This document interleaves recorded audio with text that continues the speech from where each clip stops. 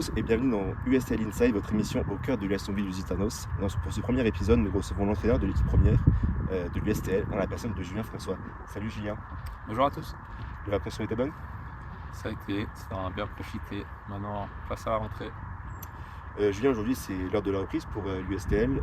Après ces quelques semaines de vacances, quel va être le programme pour ces prochaines semaines? Un programme classique où on est parti sur 6 semaines de préparation avant notre premier match de championnat. 6 matchs amicaux, entraînement tous les jours sur le mode normal, c'est-à-dire lundi soir et tous les matins, mardi, mercredi, jeudi, vendredi. Donc un programme, je pense qu'on a dû le mettre ou qu'on va mettre sur les réseaux. En tout cas, les joueurs sont au courant et on les attend ce soir à 18h pour commencer ça. Est-ce qu'il y aura des matchs amicaux pour reconnaître cette préparation? Ouais, forcément. Donc on va commencer par les traditionnels matchs contre les Luxembourgeois. On va jouer au Progrès samedi, on jouera à la Jeunesse le samedi d'après, Strassen le dimanche suivant. Et ensuite on va enchaîner avec Nancy, anciennement Pris les Mézières. Je ne sais plus le match, je crois que c'est aussi PAM. Charleville, enfin ils ont fait une fusion. Et un dernier match peut-être à Épinal ou peut-être ailleurs, on est en train de voir si on ne peut pas trouver un autre adversaire et on attend aussi surtout le calendrier de la N2. Forcément si on joue contre eux dans les premières journées, on cherchera un autre match. Ouais, Nancy ça va être une sacrée position, parce que jouer contre un club de National 1, ça va sûrement être une bonne préparation pour les prochains matchs de N2 qui arrivent. Ouais, l'idée c'est d'aller crescendo dans ces matchs de préparation et de se préparer au rapport de force qu'on va connaître en championnat. Donc Nancy est en train de se faire une belle équipe. Après des matchs de préparation, forcément ça veut. On donne toujours l'importance qu'on a envie d'y donner, mais en tout cas moi je me souviens que l'année dernière on a fait une campagne de matchs de préparation sans défaite et ça nous a lancé à fond dans ce championnat-là. Donc on va essayer d'y mettre les mêmes ingrédients et de trouver la même recette en incorporant ces nouveaux joueurs. Et pour le coup cette année il y en a un peu plus que d'habitude, donc c'est une période qui va être très importante. Oui. On va parler de mercato. On sait que pour n'importe quel club, c'est une période assez importante. Vous avez réussi à conserver une majeure partie de vos joueurs cadres de la saison dernière. Comment se passe cette période pour un club qui monte en N2? Oui, c'est toujours des périodes importantes, primordiales. Donc nous, cette année, on a fait rentrer Elias au club, Elias Adagi, qui nous a aidé dans cette restructuration sportive et dans cette recherche de recrutement. Donc le mercato, comment il se passe? Toujours de la même manière, c'est déjà vous essayez de conserver les joueurs de votre effectif. Et pour le coup, mis à part Adrien qui n'a pas pu continuer par rapport au fonctionnement et à son travail, et Shafik qui est parti dans le monde pro, on a gardé 100% des joueurs qu'on voulait garder.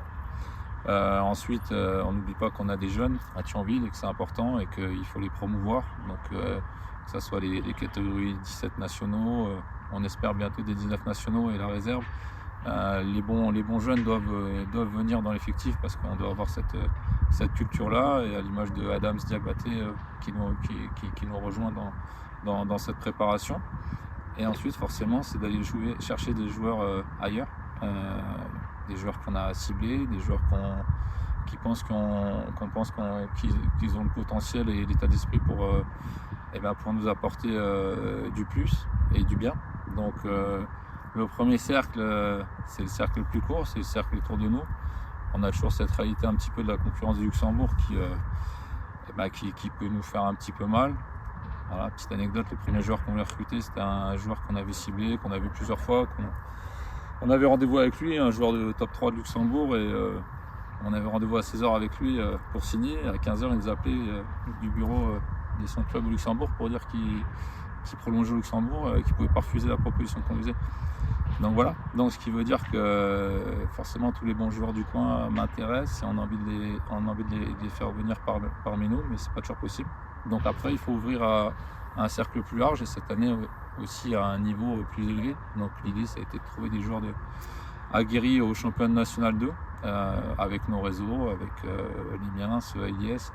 Et puis un petit peu les agents, parce qu'on arrive maintenant à un niveau où on côtoie aussi ce genre de personnes. Donc aujourd'hui, on a 95% de notre effectif qui est constitué, je pense, à cette reprise. On est content des joueurs qu'on a pris, content des joueurs qu'on a gardés. Et l'important, ça va être de créer tout de suite cette cohésion, cette alchimie entre les uns et les autres pour que perdure la bonne dynamique de résultats qu'on a depuis 3 ans. Ouais. Vous avez recruté beaucoup de joueurs qui ont évolué en National 2 la semaine dernière, ou même en N1, notamment avec Lavualou qui a joué avec Épinal la semaine dernière. C'était un choix pour vous de vraiment recruter vraiment des joueurs qui connaissent déjà bien ce championnat-là et, bah, et finalement pas recruter des joueurs qui un peu Paris, j'ai envie de dire. On a recruté les deux parce que oui, quand vous parlez de David, on a Houssem Zakwani, on a Jalil Moustaïd qui sont des joueurs qui ont déjà connu au moins la N2, Marly Rampon. Donc ça c'était un souhait. Après moi j'aime bien travailler aussi avec des joueurs à développer. On a récupéré trois jeunes joueurs de Sochaux.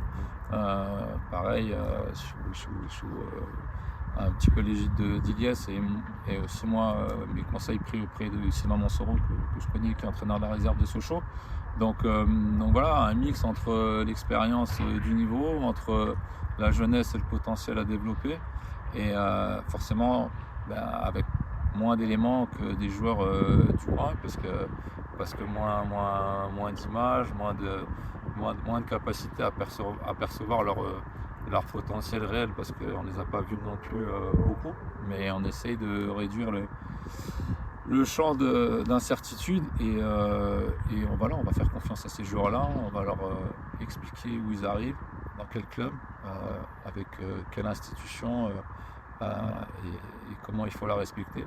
Et après c'est toujours le terrain qui parle, donc aujourd'hui je vous dis c'est le travail des joueurs, c'est le travail du staff, le travail du club pour les mettre dans les bonnes conditions, les structures, les infrastructures. Aujourd'hui on est sur un projet où les choses vont vite, les résultats sont là, mais on sait que dans le football tout est fragile, et pour ça il faut travailler d'arrache-pied, et comme on le fait depuis 3 ans pour que les résultats continuent à être positifs. Justement, vous avez dit que les résultats sont là. L'an dernier, vous avez des joueurs avec tous les pronostics. En terminant champion de National 3 en étant premier de R1. Quels vont être vos objectifs cette saison en étant premier à National 2? Moi personnellement, mon discours de début de saison l'année dernière, j'ai pas fait de grandes annonces. L'idée c'était de dire comment je prépare chaque match, en tout cas l'équipe, pour savoir contre quel adversaire ils jouent et comment les battre. Donc sans tomber dans les clichés des phrases bateau de match après match, je pense qu'aujourd'hui on rentre dans un niveau de compétitivité et d'adversité important, voire très important, un championnat qu'on connaît forcément moins. C'est pour ça que, j'en reviens à votre question tout à l'heure, on avait besoin de joueurs qui connaissent ce niveau-là. Mais voilà, moi les joueurs en N2, c'était il y a 25 ans avec Borbil. Aujourd'hui, j'ai pas entraîné, même si forcément je vois des matchs et qu'on se met vite au niveau de tout ça. Mais voilà, moi je suis pas partisan des grands discours d'avant-saison, des grandes promesses. La seule promesse, c'est le travail, la rigueur, l'exigence, et développer l'équipe, les joueurs, pour qu'on vive de belles émotions, qu'on continue à avoir du monde au stade, qu'on parle bien de Thionville. Aujourd'hui, en 3 ans, on a remis Thionville dans les 100 clubs, 100 villes les plus importantes de France. Aujourd'hui, on est entre le 55e et le 102e club français, qui a maintenant 18 Ligue 1, 18 Ligue 2, 18 N1. Donc le calcul, il est mathématique, on va tomber dans un groupe de 16. On va avoir 15 adversaires difficiles à battre. Donc aujourd'hui, on rentre encore une fois comme un promu. On était promu en N3, on était promu en R1.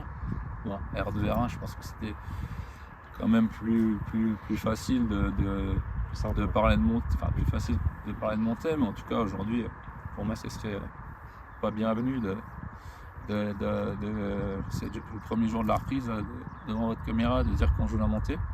Non, on va jouer tous les matchs pour les gagner, et puis pour continuer à surfer sur cette dynamique dont je vous ai parlé, et continuer à faire parler de Thionville au travers de nos résultats en championnat et aussi en Coupe de France, parce qu'on a vu que l'année dernière, la Coupe de France a donné un engouement formidable à tout le monde.